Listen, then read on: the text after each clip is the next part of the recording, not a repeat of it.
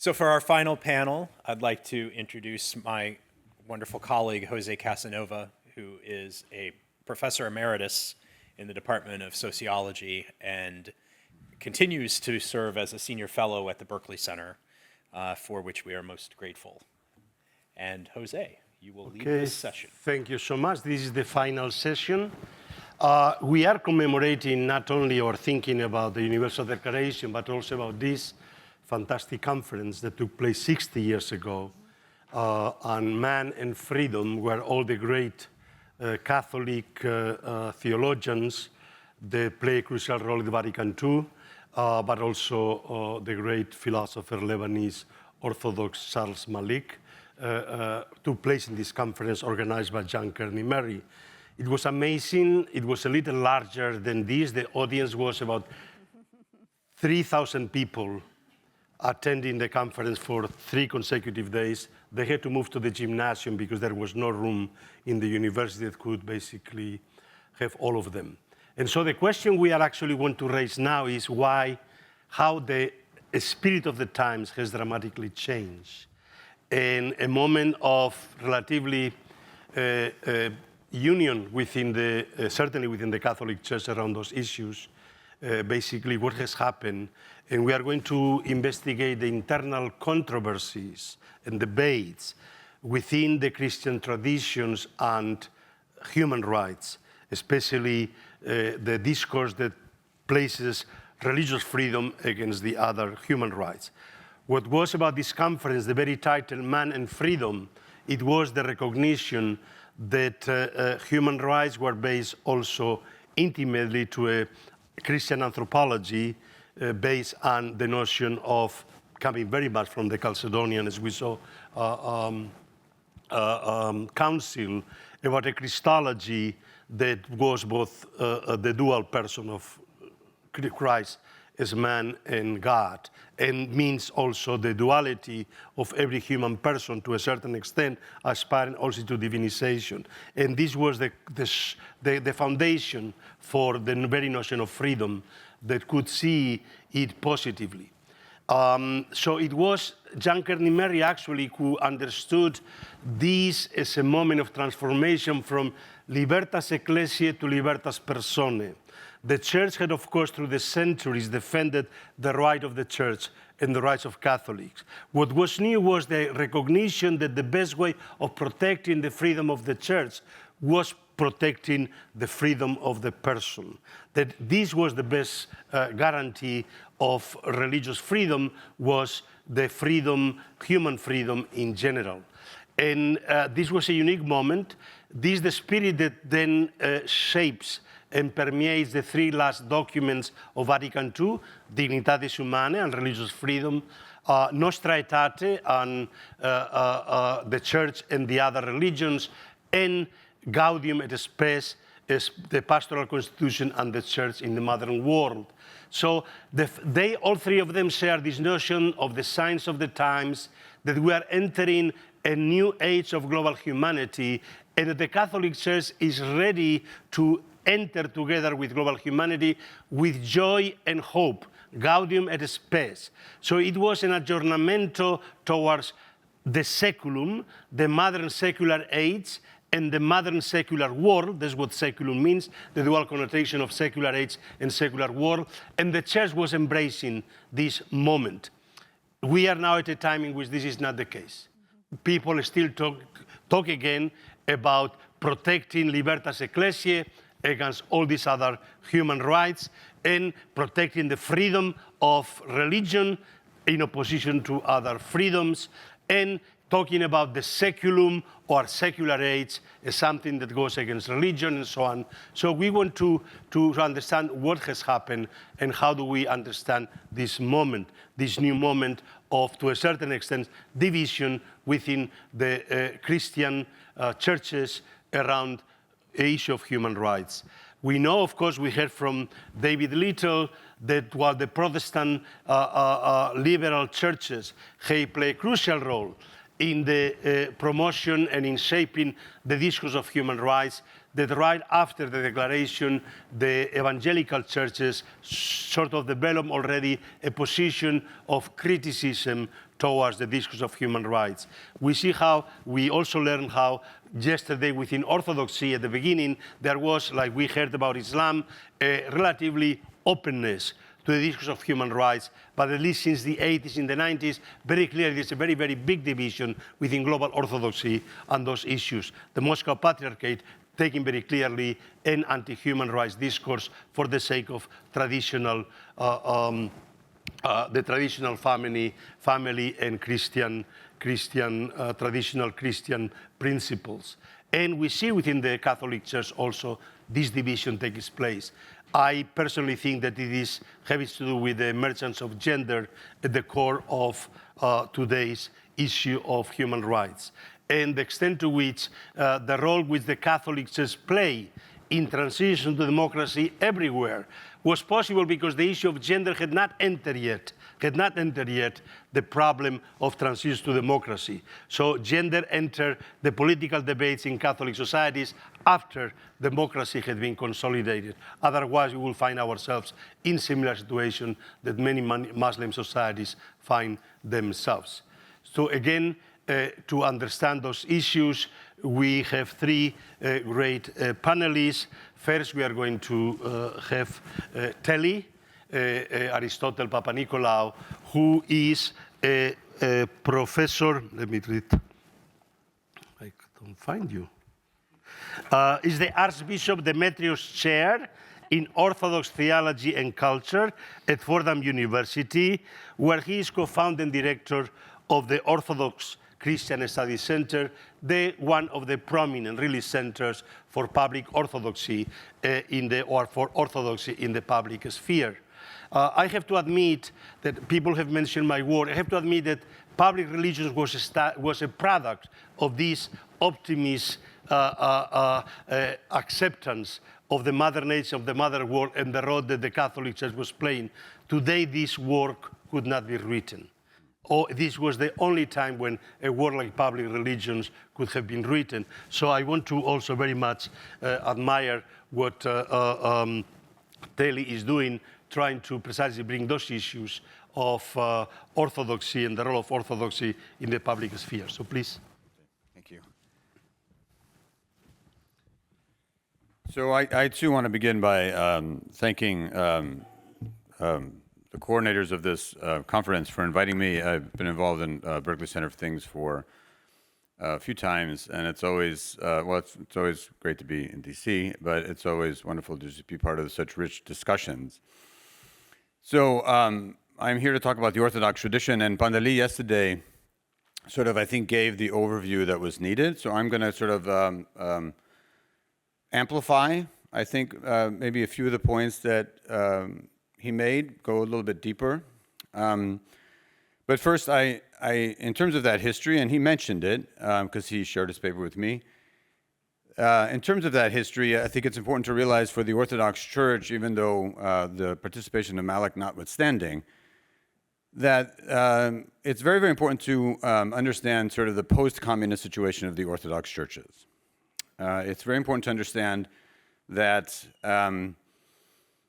the Orthodox really were, and Pandali mentioned this, were under Ottoman oppression for over 500 years. I remember David Tracy, my mentor, saying to me once, Aristotle, the Orthodox are lucky, they never went through sort of the Renaissance, Reformation, Enlightenment, etc. You know what it's like to think as a tradition.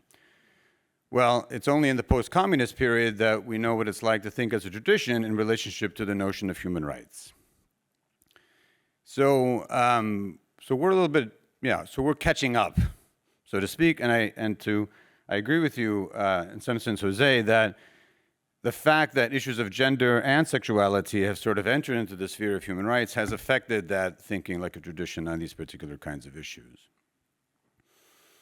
And I would say that the Orthodox are sort of, in terms of human rights, since the post-communist period, they're ambivalent towards human rights.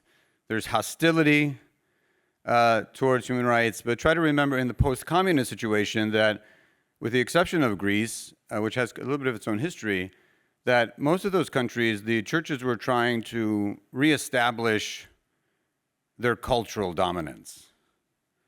And so that also goes into the way in which they think about democracy and human rights. And that also leads to the sense of ambivalence, hostility, but also, I think, inner contradiction. So, why the resistance?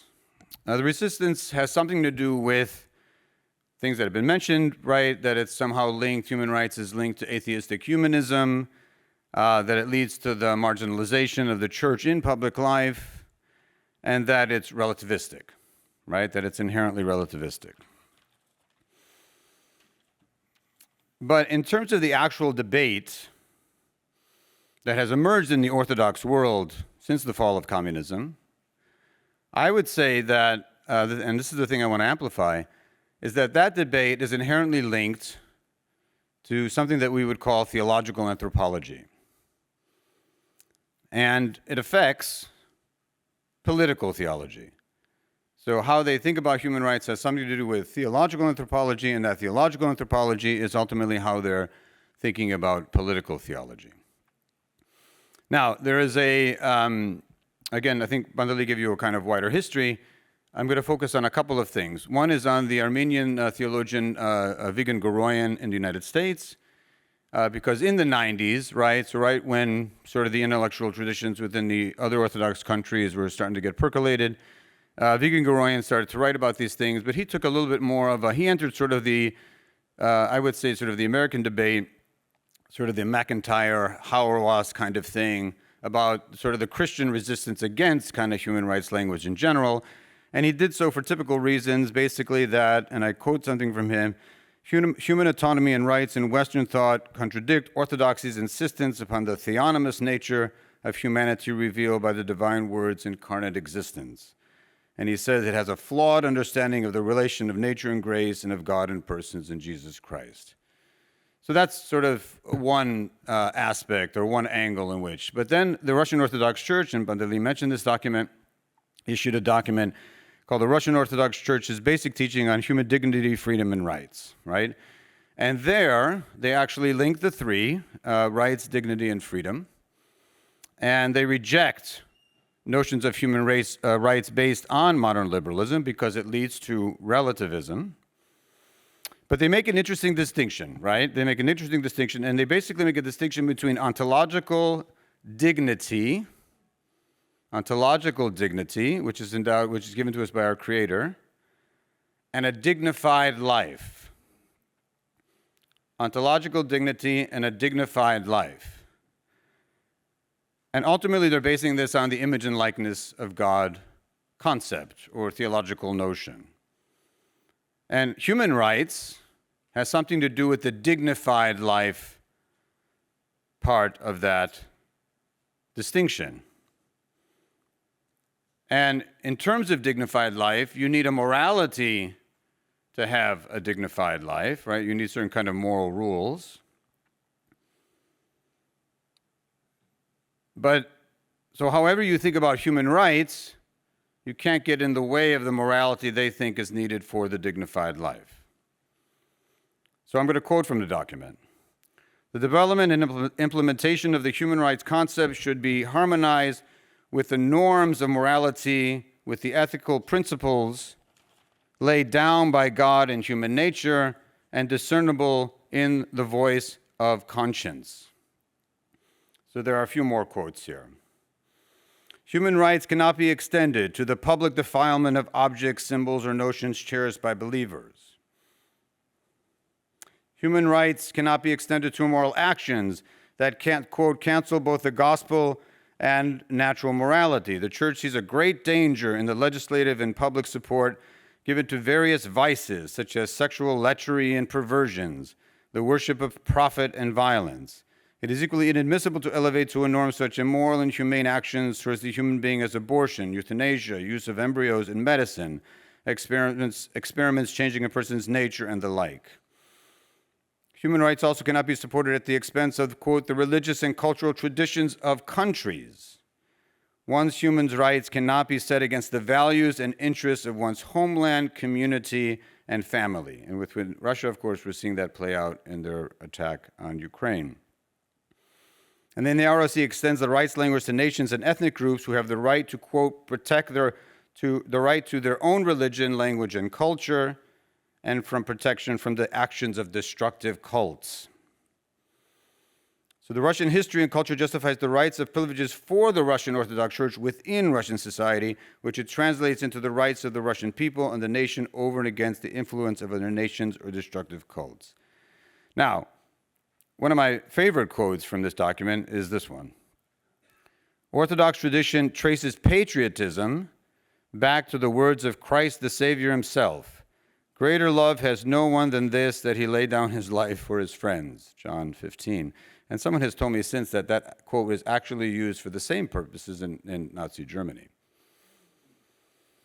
So there you have it, in a way. You have this kind of now sort of response, and we can kind of sort of disambiguate this in the question and answer about why this is the case. It has something to do with culture wars. It has something to do with trying to be democratic, but then kind of having their own version of democracy, being against the West. It has all kinds of things going on to it.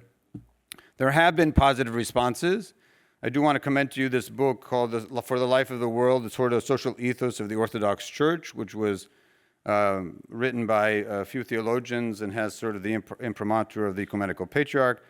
There's a very long section here, which I won't read, which has something to do with human rights, a very more positive assessment of human rights. But I guess even for this statement, I guess the question for me, and I'll leave it with this, is that enough? Right? Is that enough? Does there need to be a more robust and positive theological anthropology when thinking about human rights in the broader kind of human rights discussion? Another question is, in the distinction between ontological dignity and dignified life, before anybody gasps at this, but is the Russian Orthodox Church right in a way? In fact, there have been ways in which that distinction has been used, right? I mean, there have been ways of promoting rights that are debated in terms of ethnicity, in terms of gender, in terms of sexuality, in terms of race, in terms of poverty, that ultimately focus on notions of dignified life and the rights that are needed for those kinds of life. Is there something there that's, I mean, again, it seems like a kind of distinction made for certain kinds of political purposes, but is there something to that distinction that is correct, that should be kind of part of the wider discussion? Because it's also a distinction that many people have made, but even someone like, the fairly well-known ethicist Timothy Jackson from Emory, where he makes the distinction between sanctity and a life of dignity. For the Orthodox world, and I'll end with this, I mean, I personally think that we have this wonderful phrase called deification or theosis, that somehow we're created to be godlike, but to be godlike is not to be like Zeus, but to love as God loves in the world. And I actually think that leads to a way of thinking about human rights that is different than the Russian Orthodox Church. In that sense, I think in that kind of debate, we have kind of an epistemic baseline to be able to have that kind of discussion. It also, I think, to Linda's point, allows us to think human rights in terms of virtue. And I also think, to David, as we heard from Aaron today, that allows us to think about more relational understandings of human rights. But the bottom line, too, I also think is this. And this gets a little bit to Nadir's kind of question. The bottom line is that you have to ask the question within religious traditions. Are you committed not just to democracy, because then you can think of majoritarian, are you committed to liberal democracy? Are you committed to freedom and equality? And, if they say yes, then I think, again, you have an epistemic baseline to have a kind of discussion. If they say no, then I just think it's an entirely different discussion. And even with such groups like the integralists and others, I think we're starting to see that, for some people, it's no. It's absolutely not. And we just need to have a different kind of discussion about what it is that Christianity demands in relationship to the political sphere. Thank you. Thank you so much. Thank you, Telly. Our next panelist is Marianne Kusimanolav, who is a tenured professor of international relations on the other side of town at Catholic University of America, an expert on international security and peace building, a friend and a frequent visitor here at the Berkley Center, and somebody who has illuminated so much how still engaged religious people, Catholic religious sisters, religious laity, are really, really involved in the struggles for protecting the poor, the disprivileged, the most vulnerable. The question is whether the hierarchy itself has lost the voice to defend those actions in public. So please. Thank you so much, Jose, and thanks for inviting me to be part of this really fascinating conversation. I'm the lone political scientist among a sea of theologians, so I'm going to discuss some policy implications as well. My talk is on the female face of faith, and I'm looking at the interrelations between women's rights, human rights, and religious freedom. And I'll be looking at it with three lenses of past, present, and future. Starting in the past, it's important to remember as we commemorate this Georgetown Conference of 1964 and these foundational documents that human rights and women's rights and religious freedom were absolutely aspirational in 1964. They were not actual in large tracts of the planet. So in 1964, Martin Luther King was arrested on the steps of the Monson Motor Lodge in Florida when he attempted to integrate this all-white establishment. 16 rabbis joined him in the protest, and it was the largest mass arrest of rabbis in US history. White and black women jumped into the pool in order to try to establish this integration. They were not only all arrested, but muriatic acid was thrown into the pool. And this was right just weeks before Lyndon Johnson signed the Civil Rights Act of 1964. Many argue this was one of the last tipping points to get this signed. Nelson Mandela was, of course, imprisoned in South Africa for charges of encouraging workers' strikes in protest of apartheid and for leaving the country, the crime of leaving the country without permission. Father Walter Shizak was finishing his time in a Soviet gulag for practicing his faith. Large parts of the world were still under the oppression of colonialism, including Kenya, Tanzania, Botswana, Mozambique. And fascist regimes and military dictatorships repressed women's rights, human rights, and religious freedom, from Syria to Spain, where it was illegal for a woman to open a bank account. So the connections and correlations between women's rights, human rights, and religious freedom were all interconnected at this time, and the same people were fighting for along all three fronts. We see this in the language of the US Civil Rights Act of 1964, which prohibited discrimination based on race, religion, color, or national origin. Interestingly, discrimination based on sex was only added later to the document in the amendment to the Title VII.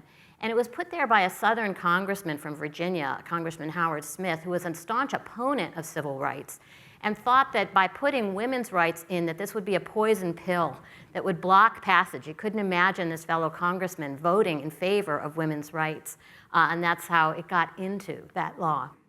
So we have to remember, as we commemorate this, how contested this was at the time, and how all three fronts were proceeding at the same time, and in addition by many of the same individuals.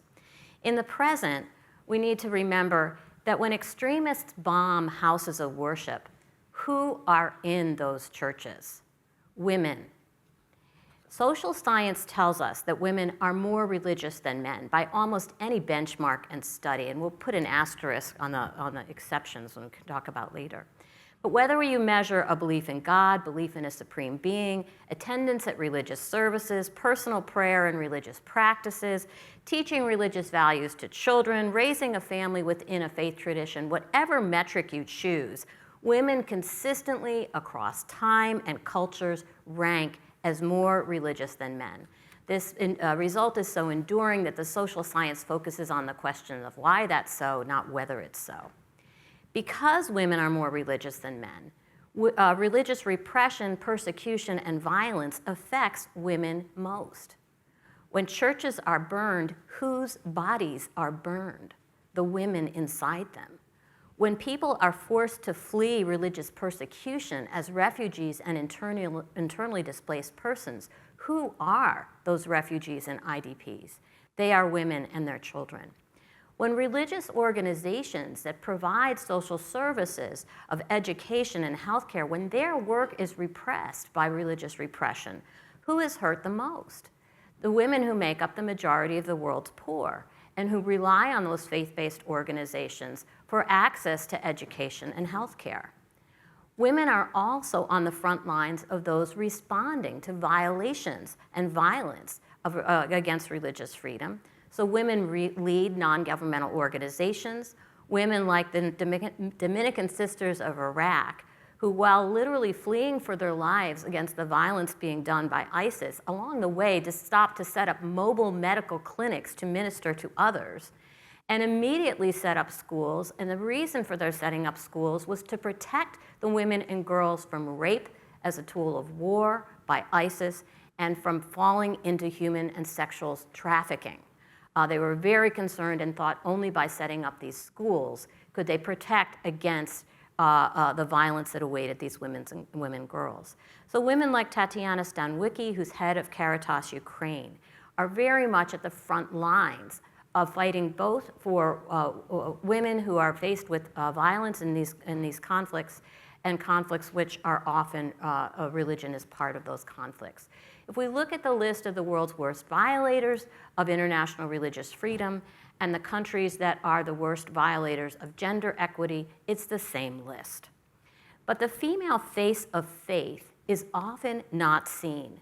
When victims of religious persecution and violence are counted by the many excellent reports by both government actors and non-government actors that produce these reports, they are counted as Christians or Muslims, as members of a particular religious identity group.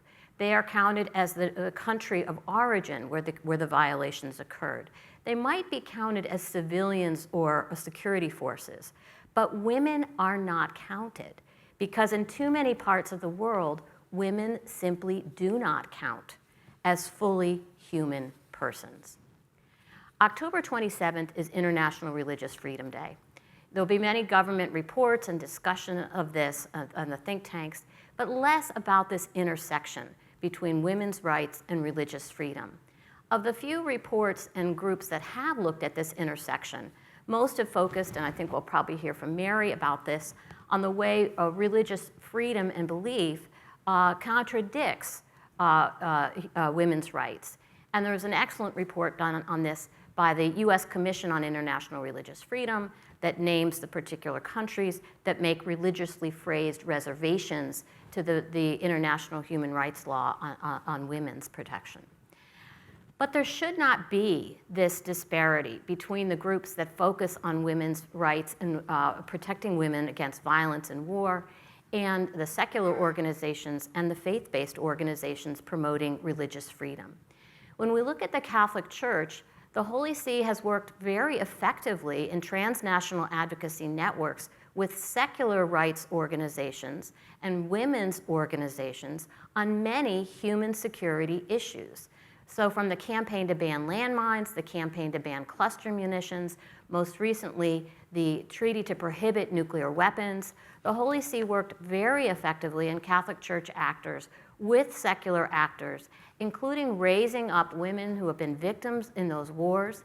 And in 2017, the coalition earned the Nobel Peace Prize for that work. And of course, we heard last week the Nobel Prize also given to the victims of nuclear weapons.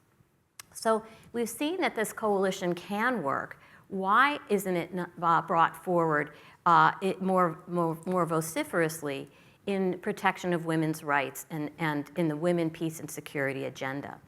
So going forward, to protect religious freedom internationally in the future, we must see the female face of faith and we must work accordingly to build more alliances across religious, political, and gender differences. On the practical side, there are many practical reasons that this is necessary. Without women, there is no church. And the data on millennials and Gen Z, this is the asterisk I mentioned at the beginning, is discouraging. Young women are leaving the Catholic Church and other religions, not baptizing their children. We can talk more in the Q&A about why that might be true, from the sexual scandals to others. But in practical terms, this is really important. In terms of where we are today in Catholic universities and educational institutions, the number of young people is declining in universities and educational institutions in the North and the global North, and the number of Catholics and religiously affiliated people is declining among young people. So literally for many institutions to keep the lights on, to stay open, they will have to rely more on their appeal to women and to people from other faiths. So from a practical viewpoint, the church will have to get this right, to respect both women's rights and religious freedom in our institutions. On the positive side, there are many reasons in terms of doctrine and religious resources in which we can make these connections. The Holy See diplomats routinely make statements in favor of the Women, Peace, and Security agenda at the UN. We'll hear more about this as we come on the 25th anniversary of this. But we don't hear from local bishops' conferences around the world pressure to make sure that their individual countries have put national action plans in place to actually implement these agenda. From Pope Francis, we see a lot of action and traction, which provides some real resources, whether in Laudato Si, pointing out how these issues are integrated and interrelated, and how we have to look at both the environmental relationships with conflict and the necessity to bring together people from different identity groups. And we see this as well in Fratelli Tutti. Pope Francis's theory of change in these documents, in Fratelli Tutti and Laudato Si, is that creating a culture of encounter, of honest dialogue through differences, of common action toward the common good across identities will create more sustainable peace. The Catholic Church is not a national church. The Catholic Church is not a national church. Therefore, the skills and structures of encounter, engagement across identity lines are necessary for internal as well as external cooperative action and peace building for the Catholic Church. So this is an area, I think, where the Church has some resources that can bring that to bear in the public sphere. But there's obviously problems here, and we'll hear more from Mary about the contradictions between pursuing the rights of women as well as this other bastion of human rights. One last point is when Pope Francis was in Iraq, he pointed to the beauty of the differences. And he said the beauty of the different identity groups, and he said beauty is not monochrome, but shines forth in variety and difference. So this harkens back to the isn't it good that we are all here, that we heard from Kathy yesterday. And he was referring to the Iraqi term for minority is not the way we use the term here, but as component, as a necessary building block of society. So I think if we follow in that suit, we have a lot to go on, and look forward to hearing what Mary has to say on this point of the conversation, as well as all of you. Thank you very much. Thank you, Marianne. Thank you so much. And now our third panelist is Mary Dock, who is a professor of theology and religious studies at the University of San Diego, the other part of the country. And her research has focused on the intersection of Christianity and politics, and very much also on the question of gender, which of course is one of the critical issues.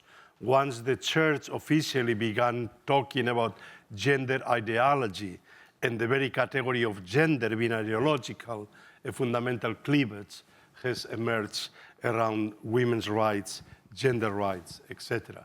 So, Mary, if you can illuminate all these problems. Let me see if I can put this where I think I've got it there. It's picking me up, but not blasting you out. Good. I also like to add my thanks to the organizers of this conference, the gracious hospitality of the Berkley Center and of Georgetown University, and the wonderful presentations and ideas that have come before me. I'm sorely tempted to try to incorporate responses to all the stuff I've learned here, but I won't, to your relief. I'm just going to make a couple of points. It's sort of fallen to me to maybe take up from Marianne and talk even a little more specifically about the obvious elephant in the room of the first conference we're celebrating, freedom and man, right? And to talk about women's rights, the first thing I thought of, I was really struck by a quote when someone named Donald Trump was trying to criticize Pope Francis and said, oh, he's political. And I don't know if you recall that Pope Francis responded, wonderful, to be a human is to be a political being, and therefore he's acknowledging I'm human. And I sort of want to say the same thing about women, right? We're human beings and therefore political, so women's rights are all the human rights, not just the gender rights, not just the economic, those two, but also religious freedom. I think Marianne did a very good job of trying to remind us that the essential human rights involve women's rights. But it's also important to acknowledge that women are denied those rights, all of them, way more than other people are. We have special trouble applying these rights to roughly half of the human race, and that's a problem if we care about human rights and they're being so systematically denied to half of the human race. What are we doing here? It does occur to me that it was not so easy. If you read through the book, Freedom and Man, from the first conference here, reading between the lines, I see no intention to exclude women. Clearly, man was supposed to mean mankind, humanity. But of course, then they don't address women's differences, or women. And women were not given rights, even in the United States, equal to men at that time, and even after the United Declaration of Human Rights was passed. And so the first issue I want to kind of bring up is that, so there's good news in the Catholic, and I'm also going to talk a little bit about some of the conservative evangelical Christian, or just mention them, I try not to speak too much for other people, endorse officially human rights for women. They have no trouble, apparently, in supporting the United Declarations of Human Rights. We're all entitled to equal rights, all of those rights listed without distinction of race, gender, or sex, or religion, although they are, in fact, as Marianne has pointed out, denied that. I work with the Parliament of the World's Religions on the board of directors, and we have no trouble getting Catholics and evangelical Christians to sign the global ethic that Hans Küng also was very instrumental in, and commit to a culture of equal partnership between men and women. But the bad news is that there's a lot of resistance among Catholics and among their conservative, the coalition that Marianne's referred to, when it comes to some of the particular issues on the ground. And I'm just going to point out three reasons I think that why that coalition is not as successful on extending the human rights to the half of the human race that includes women. And the first one I call,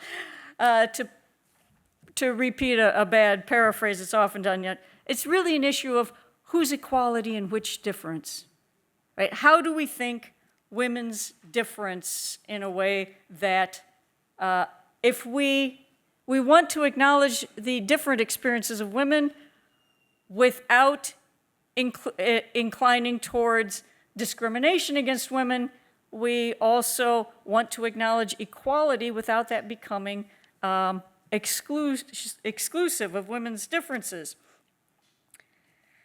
Sometimes we don't see the real difference. Women just don't appear as women, and that's a problem because women do have different experiences that require, as we've often kind of realized, we need medical care for things that men maybe don't need medical care for. And women's full health requires attention to things like fistula and such things. Differences in education. There are all sorts of issues that need attention. Poverty, to the fact that women experience climate change, migration issues. All of these are experienced by women and their children with them differently than they are for men.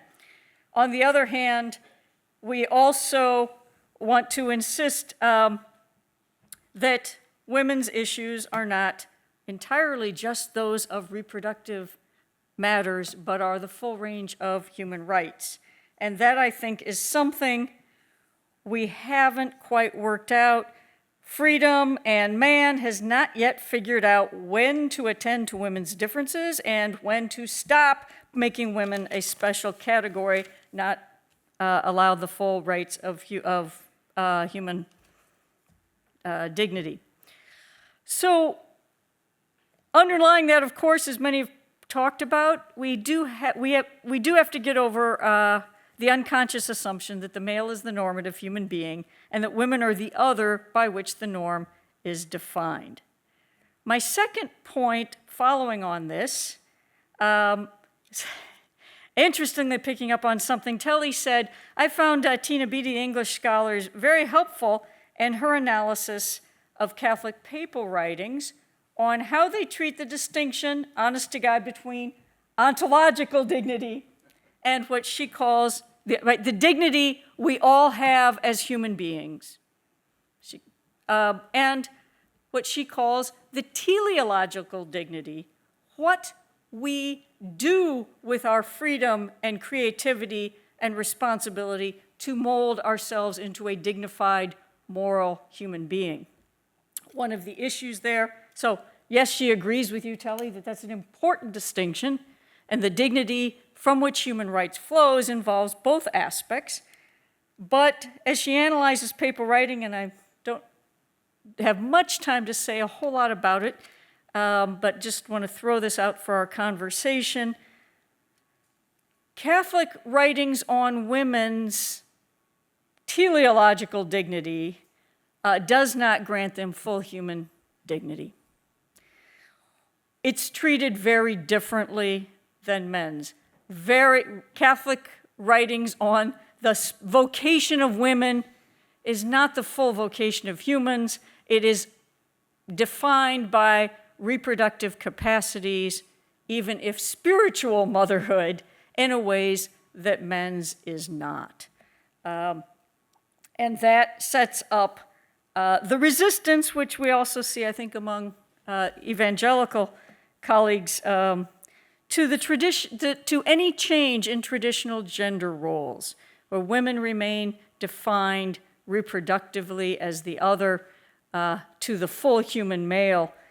And that makes it very difficult. For example, that's why they resisted the United Nations Convention on the Elimination of All Forms of Discrimination Against Women has declared that some attention to traditional gender roles that inhibit women's full development as persons have to be changed, and that narrow definition of women's dignity, special dignity related to their reproductive roles, it really impedes their ability to grant full dignity and the full rights to realize that dignity to women because they want to claim traditional gender roles. So I've got one last issue that follows from that one. It's just a hunch I want to throw out.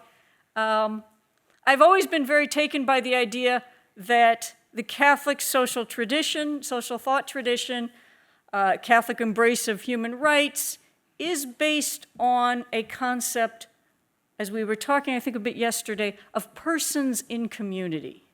That persons develop to enrich the common good of the community, and the community exists to enrich the development of the persons, and that isn't a zero-sum game. It's not, should never be a balancing of person against community, but recognition that we become our full selves in community relations, and communities are more vibrant and lively if they reinforce the development of different persons.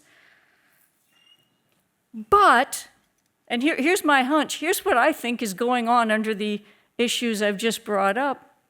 I think there is an unconscious attempt to grant males in conservative Catholic and evangelical thought, males get the full range of personal development, and females tie the community together. That they're keeping the very important dynamic of persons in community by gendering it unconsciously, so that women must if women aren't there to tether men, the transcendent men, to the community, we'll lose the community. If men aren't there to transcend the community, we'll lose the transcendence. And once you've gendered that, then the freedoms go to the men and the responsibilities to the women, which is one of the issues we keep coming back to here, isn't it? How do we tie together our responsibilities and our rights? So, so much here more to talk about. Thank you all so much. I'm going to sit down and move to the conversation.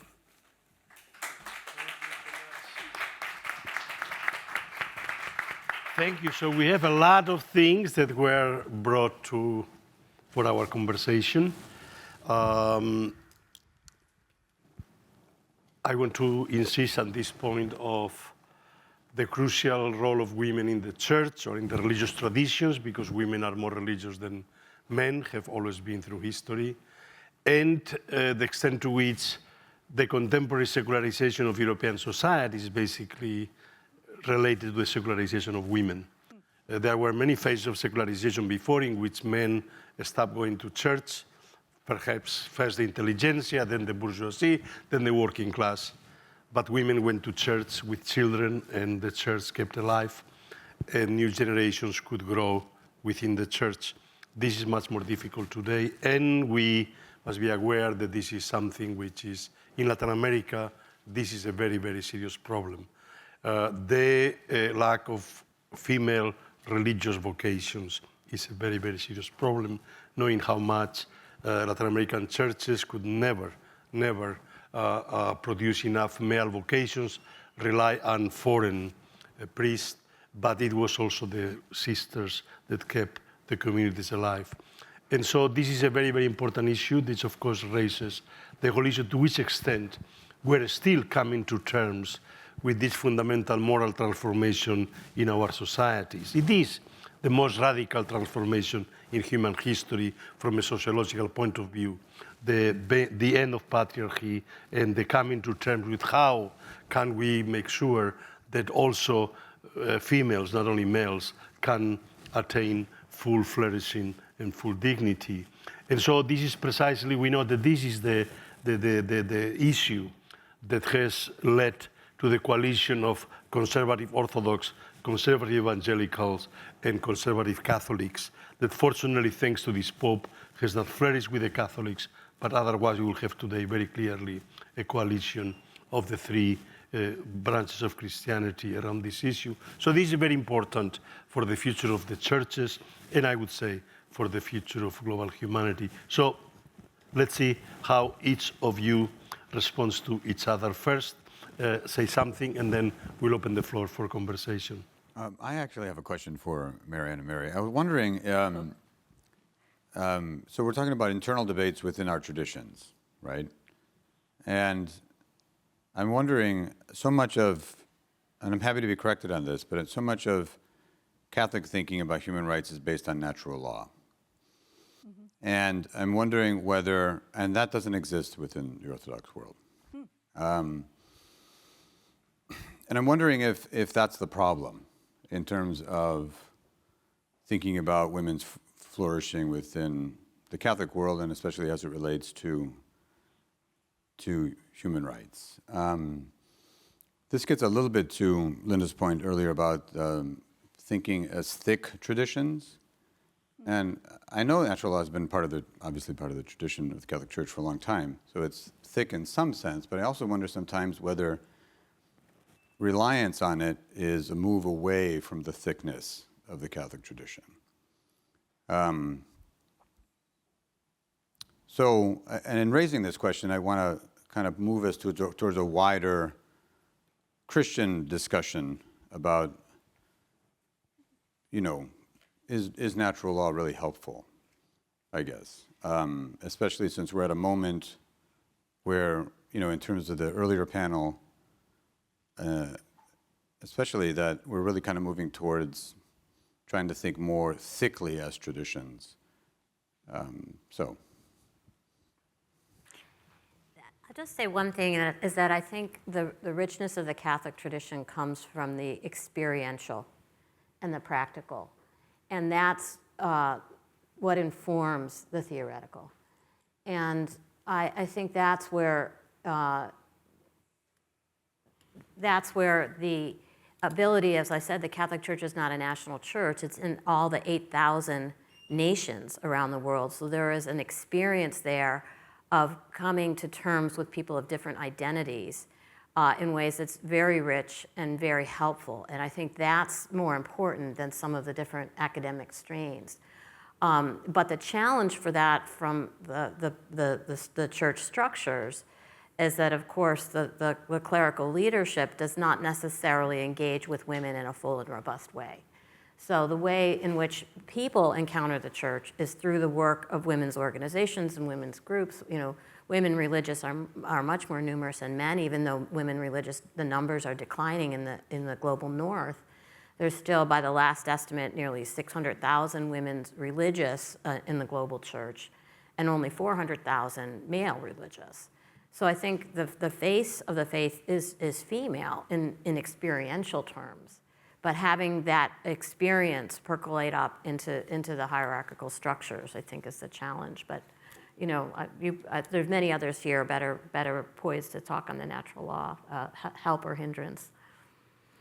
Yeah, I like the direction you're going. And I think Kathy talked nicely about the natural law yesterday.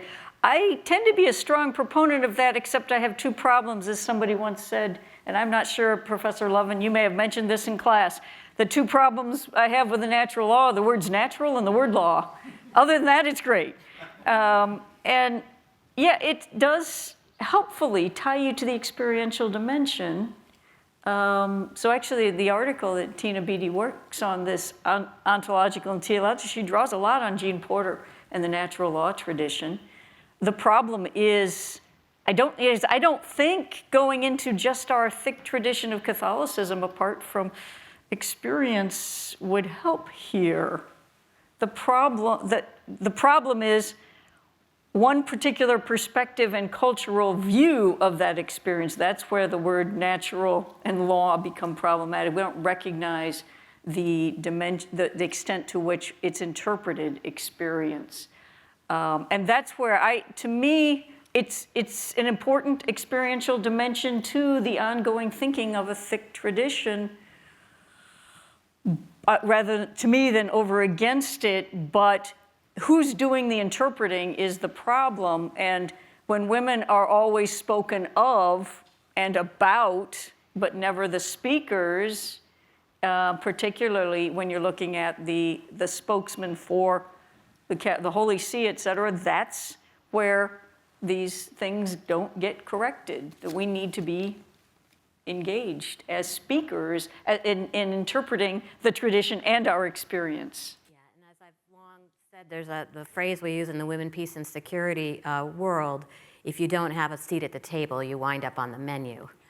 And that's, I think, exactly the point you're raising, Mary. And if may I add something, I think that certainly with the aggiornamento Vatican II, the documents, certainly the last three documents, the natural law is not so central as a new historicist understanding of the signs of the times, with the experience of all bishops from all over the world coming together and coming to terms with the fact that Christianity is not just the West, that we are looking really at a global human family. The important thing of the natural tradition was, natural law was as a universalist corrective to what otherwise was an exclusivist notion, ecclesiology, extra ecclesia nulla salus. So it was a way of accepting there was, if you wish, salvation and grace outside Western traditions and outside the church. But I think that in our global age, it's much more important the historicist, pragmatist understanding of precisely the history of salvation. This is what the aggiornamento brought. I am very, very critical when I see, as a sociologist, somebody who is the head of the Pontifical Academy of Social Sciences directing a center on social ontology. I really don't know what social ontology can at all mean. Really, I mean, I can understand ontological dignity, but to think of social ontology is a way of precisely resisting the fact that societies changed, that are multiple, that are very different. And so I think one of the questions also is the fundamental understanding and coming to terms with pluralism, which a global church really, really forces us to. Even yesterday in the conversation, let's not forget this university was a Catholic university, but it was meant beyond a pluribus unum. But still the goal is this unity. Pluribus is something which is lacking still, which is and needs to be corrected. Something that is, so I think that it is we are going to be pluribus culturally, religiously, and anthropologically for a very, very long time, perhaps until the eschatology comes. And so let's try to come to terms with this plurality. Let's not try to find shortcuts to gain unity. And so I think this is something that we got to go beyond natural law, I think. But let's open up the floor for questions. I see here already. Talking of pluralism and religious, of course, we have here the person to talk about it. So please, John. Yes, Brian. Introduce yourself. On? Is this on? Can you hear me? Yes. This is really for Telly because you cited the Russian Orthodox Church document. It came out some years ago, right? In the 90s, I think, was it? No. 2008. 2008, so right. 8 years into the millennium. And it addressed human rights and from an Orthodox point of view. And right now in Ukraine, Ukraine is trying to be a liberal democracy and pluralistic, whereas the Russian Orthodox Church seems to be providing a religious vision to go with the political vision of Mother Russia that is motivating this invasion of Russia. In Ukraine, recent legislation has been adopted which seems to prevent religious liberty for any religious body that is in communion with Moscow. Now the language changes from political ties to communion when you get into theological language. So I'd like for you to comment on that. And secondly, though, For the Life of the World, which was produced by many scholars mainly from here, but abroad, for the ecumenical patriarchate, which addressed the same issue. Would it be a better application for use in Ukraine, and would it prevent the banning of churches, which I think is not acceptable in a liberal democracy? Okay, you say, and then I'll say something about Ukraine. Yeah, because I know that Jose and I talked about this last night, so I know that he'll kind of weigh in. So this document for the Life of the World, which I commend to all of you, especially maybe to use it in your classes, because quite honestly, if I may be blunt, I mean, if in fact our students know less and less about religion, they practically know zero about Orthodox Christianity. So it would be nice think about that as you kind of construct your classes. And this is one resource, I think. I think the document itself is not an ethics, it's an ethos, right? So it's really kind of meant to give sort of guiding principles, I would say, if that's the right word. My sense, though, is that if those guiding principles were to be followed, the situation in Ukraine is really quite complex. But my sense is that it would not see the law favorably. I think, I don't know the details about the law. I have been somewhat following it. There is a security situation, right? That there are, obviously, there is a security situation within Ukraine. And the churches are probably being used in a way that ultimately is trying to serve certain kind of Russian intelligence. I mean, the countries are at war. But my sense is that human rights language, and especially the church's relationship to public life, always entails a certain kind of risk. And I don't think, if you're asking for my personal opinion, and I'm pretty sure that Jose is going to disagree with this, but if you ask for my personal opinion, I don't think the law is a good idea, right? And so for those of you who don't really know about the law, it's basically really trying to outlaw religious organizations that have ties with Russia, or the Russian Orthodox Church, and it's primarily this one particular Orthodox Church that has traditionally had for centuries ties with the Moscow Patriarchate. Because there are people within that who have relationships within that church who are in fact against Russia and the war. So I think I answered both your questions, right? About the relation of the one to the other and how I feel about the the law itself. I think my point basically was, you know, what does theology demand of us, right? And my sense is that theology would demand of us a human way of being in the world that would allow for the kind of religious pluralism that we're talking about. And, you know, I think, you know, excluding certain kinds of institutions, no matter what the situation, is a very big step to take. And I'm not sure if the evidence warrants a complete exclusion of this particular institutional church. I would then like to spend the whole time discussing the Ukrainian case. I happen to rarely claim expertise on anything. I'm a generalist, but in this case, I'm going to claim expertise on religious dynamics in Ukraine. And I can tell you that all the religious minorities, which work very well together in the all Ukrainian Council of Church and Religious Organizations, I'm talking of the Roman Catholic Church, the Greek Catholic Church, the Ukrainian Orthodox Church, Autocephalous, the Baptists, all the Pentecostals, all the Lutherans, all the other groups, and the Jews and Muslims, all of them didn't feel that this legislation was a threat to religious freedom in Ukraine. They still think that the religious freedom in Ukraine is threatened by the Russian Orthodox Church. What happens in occupied territories is all the other churches are liquidated. The people are really persecuted, all the other groups.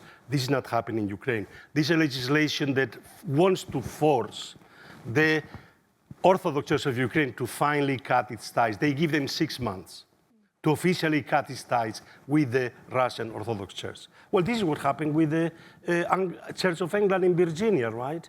And this is what happened with the Catholic Church after independence in Latin America. The bishops sided with the colonial armies, and for 3 decades, the Catholic Church had no bishops in Latin America because the Vatican was still tied to the old regime. So we must understand the post-colonial situation of Ukraine. And so I also don't like the legislation, but the legislation has to be understood not as a burning of the church, but as an attempt to force this church that said we broke ties, but they didn't break ties, neither canonically nor de facto, to force them to act and to come to terms with what their own parishioners and with their own priests, not the bishops. The problem is the whole hierarchy. It's a lot of bishops which are there The church itself has very little faithful left. It's 4%, but it's the largest church in terms of pesos, in terms of owning the buildings. They are still the old established church that has inherited the hegemony of the Russian Orthodox Church under the Russian Empire and under the Soviet Union that liquidated every other religion in Ukraine. So the other religions in Ukraine now are really, really hoping that finally this old Russian Orthodox hegemony comes to an end. So I don't think that the Pope is right when he says, don't touch the churches. The churches sometimes need to be touched. When they are in the case of sexual abuse, in the case of precisely colonial support of colonialism, they need to be touched. I'm sorry. But anyhow, let's. Well, I would. The only thing I would say to that is, this gets to the issue of the panel, right? I mean, internal conflicts within traditions, and there is reasonable debate. And I think it points to Linda's point. I mean, the fact that human rights is an evolving concept, and which I think in some sense then excludes sort of a somewhat of a natural law approach to it. But I think, I guess I would say just let's.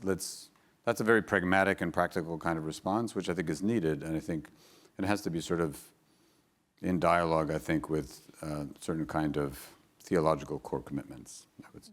Okay, please.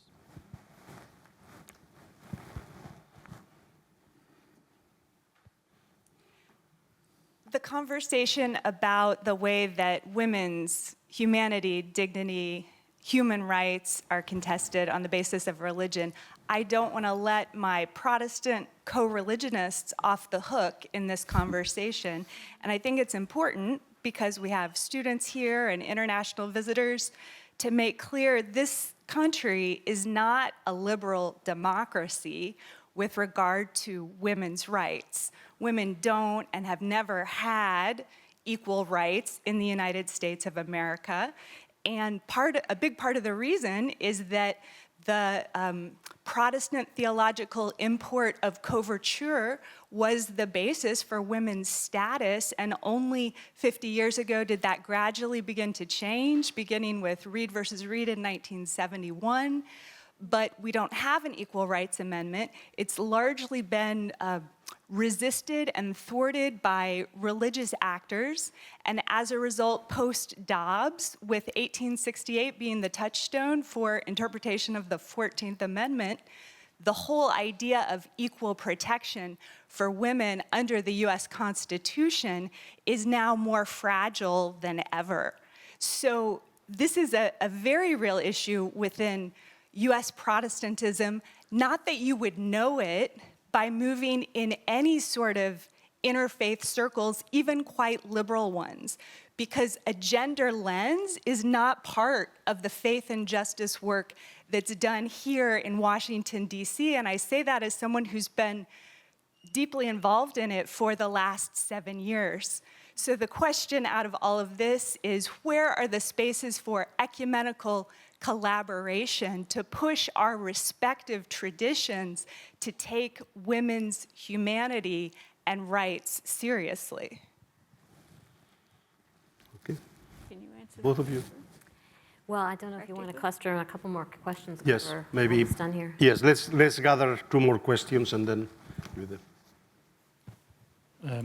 Thank you. I'm Pavlo Smetsniuk with George Washington University. My question is about the universal human rights, universal dignity, and gender rights. I think Jose Casanova has mentioned earlier that one of the reasons that some Orthodox churches became skeptical of human rights altogether was because of the focus on gender. Yes, that has occurred. And like in Ukraine, I can see, for example, the clash between the traditional feminist organizations and feminist organizations that are focused on gender. Like you see that there is a profound tension. And I also think of like Thomas Piketty, who made an argument that once the left started being focused on gender rather than on workers, that might have contributed, yes, to rise of populism, etc. So my question is, what should be the strategy of promoting human rights in milieus that are for all sorts of reasons, included religious, skeptical of gender rights. Can you really distinguish or isolate some rights? How do you advance the general discourse when you have like a little or like a segment, yes, of society that is particularly allergic to some of expressions of rights? Thank you. Any final question, anybody else? And we have half a, yes, and please, be very brief, and then we'll try in 1 minute to wrap it up. So my question is whether or not you think that, and this is for anyone on the panel, is the image of, so functionally, inside all of the churches, whether they be Protestant, Catholic, Orthodox, it's the audience, the membership is predominantly women who are coming week after week. But is it possible for us to move past this without moving past the image of, but the church is a woman? As the rhetoric, and this is a particular image in Catholicism, but it's not limited, the kind of using feminine imagery for the church as church is not limited to Catholicism, but it seems to be used as a get out of jail free card whenever patriarchy is called onto the carpet. Okay, so yes, a brief response from each of you.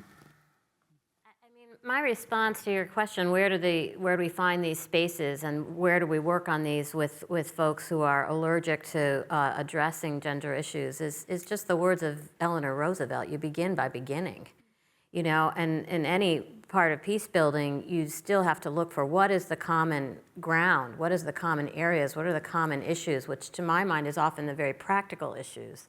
And then once you find those practical issues that even the skeptics are interested in pursuing, then, you know, Pope Francis's theory of change, you build relationships, you build a track record of working together, you then through that interaction can bring about change, both personal and institutional, but it begins with that experience. And so to me, finding those issues of common ground and working on the common good, despite these differences, are key, not at the margins. And I will mention that in you know, Pacem in Terris, the word common good is used as many times as the word God, like over 46 times in 59 pages, and nearly as many as Jesus Christ. So it's pretty central to that document. And so finding our ways to find elements of specific practical problems that we can work together is how you build coalitions, you know. Mary? Since I can't, thank you. I think I just, in addition to that practical approach, I'm going to start with Megan's point. Actually, the church as a woman is exactly the problem, because men can represent the full range of masculine and feminine virtues, but women are limited to the feminine virtues, narrowly construed. That's the problem, not the solution. But it does get into, I think, some of the other issues you brought up that I want to go back to. If Pope Francis's integral ecology is right, how you treat one group is how you treat every other group. So I actually don't think we can just set aside the gender issues to work on human rights. It's not an accident that, think about the challenges to religious freedom that Kathy brought up. They all had to do with gender in some way, women, sexual orientation, LGBTQ stuff. That all is tied to an attempt to maintain a certain role of traditional gender hierarchy. And if you do that, the rights for all people fall when you challenge the rights, when you deny the rights to one. Just very quickly, I think it's just, this is a reminder as going forward. I think, again, the Orthodox Church's sort of entry into a real robust discussion of the language of human rights comes in around the time when, in fact, gender, but especially issues of sexuality, start to become related to the wider, broader global discussion. So I think that's something to just keep in mind. Megan, to your point about language and symbols and things like that. I mean, I very much understand your point. I guess I have a couple of responses. One is right now I know there are PhD students, women, who are moving in and they're becoming ethicists, and that's not really very common in the Orthodox world. but they are, I think, trying to see those symbols and maybe to kind of think about those symbols in ways that perhaps they can, by working in the tradition, sort of think in different ways about them, right? And in the Orthodox Church, I'm not sure if this is the same in the Catholic Church, but in the Orthodox Church, there's a lot of different ways in which the Church is referred to. For one, obviously, it's the body of Christ, so that's a male metaphor. But in the Orthodox Church, it's also identified with the Virgin Mary, with the Theotokos. And so she's been all kinds, the Theotokos has been very much someone who has been seen as getting in the way of thinking about women in the church. And I can see that. But is the answer then to kind of then sort of, reduce her significance? Or is there a way in which somehow there's another insight about what the church is saying about her, which in a way can work differently than what some have, in ways that how some have used it, right? And that's across the board. I mean, you can talk about the maleness of Christ, you can talk about all kinds of theological themes, for example, that have been sort of pulled in ways that obviously don't allow for full flourishing. And that, to me, that's the reason why the theological discussion and debate is important, because for me it's a matter of finding the epistemic baseline in a way that also trying to move towards what I think is probably the more coherent position. If I may, to the gender question and the social question, let's not forget, in 1848, when the specter was communism, it took the Catholic Church several decades to respond to the social question. Then developed, through decades, a social teaching that has withstood the test of time against all ideologies that have come and gone. The problem is, when it comes to the gender question, we have not even begun seriously to develop a theology in response to this. So we are only at the beginning of, until now, the Catholic Church prefer not to really deal with those issues by calling the gender ideology as a way of simply ignoring the issue. It's the specter of feminism. So let's come to terms with this moral question, which is the fundamental moral question of our times. And we have not yet begun within the Catholic Church to seriously discuss this matter.